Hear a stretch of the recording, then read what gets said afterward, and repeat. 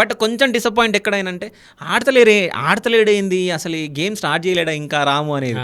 ఇప్పుడు ఇంకోటి ఏంటంటే వెళ్ళంగానే బట్టలు ఉతికేది అది ఇది కొంచెం టాస్క్ ఇచ్చి కొంచెం అది ఇబ్బంది పెడుతురేమో అన్నట్టు అనిపించింది. మొన్న ఈ క్యాప్టెన్సీ దాంట్లో కూడా పైకి వెళ్ళినప్పుడు కొంచెం ఇబ్బంది పడి అరిచి కింద పడిపోవడం ఇవి చేసింది. సో ఎట్లా అనిపిస్తుంది గేమ్స్ ఇవన్నీ ఆయన చూస్తుంటే ఎట్లా అనిపిస్తుంది బిగ్ బాస్ లో? బాగా అనిపిస్తుంది. అంటే ఫస్ట్ మనోడు కొంచెం ఒక 2 days నర్వస్ గా ఉన్నాడు, అదైతే అర్థమైంది.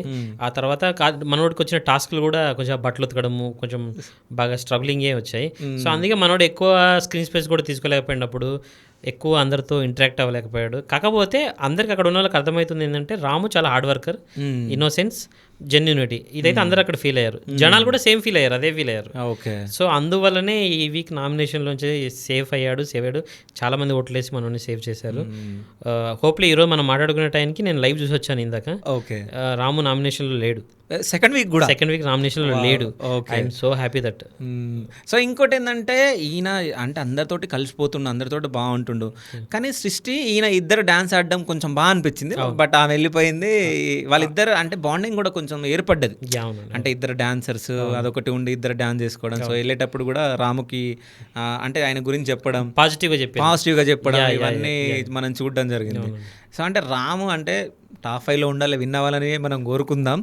సో అంటే రాము ఇంకేమైనా చేంజ్ చేసుకోవాల్సినవి ఏమన్నా ఉన్నాయా అనిపిస్తుందా మీకు చూస్తుంటే బిగ్ బాస్? ఇప్పుడైతే ఆల్మోస్ట్ 2-3 daysగా చేంజ్ అయ్యాడండి. చాలా ఇంటరాక్ట్ అవుతున్నాడు అందరితో. టాస్క్లు మాత్రం బ్రహ్మాండంగా ఆడతాడు రాము, ఆ విషయంలో అయితే నో డౌట్.